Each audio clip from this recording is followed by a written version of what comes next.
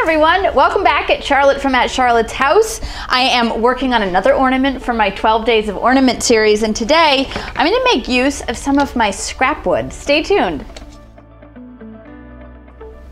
I grabbed all the little leftover lengths of scrap wood I could find, and then I simply cut them down on my miter saw at an angle so that I have a bunch of triangles.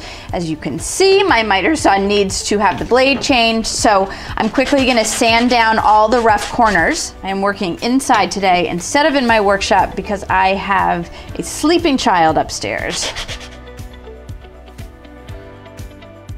I am going to use paint pens to make a design just because I have them and they allow for a little more control. If you don't have paint pens, then obviously a small brush and some craft paint will work just fine.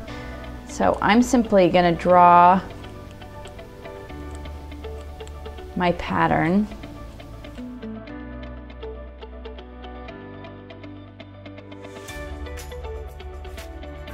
Notice that I haven't painted the wood underneath my design. You certainly can. I love the look of raw wood, especially when there's some nice bright colors on top, so that's just an aesthetic preference.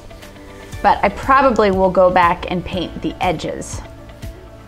Once you've finished coloring in the pattern and you've painted the sides, you need to find a way to add this to your tree.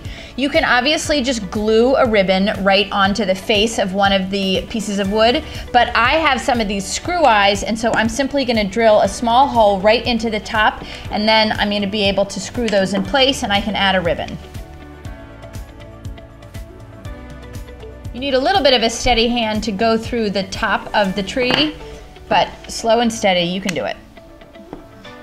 Once you have pre-drilled, it should be pretty simple to screw that eye right down into the ornament.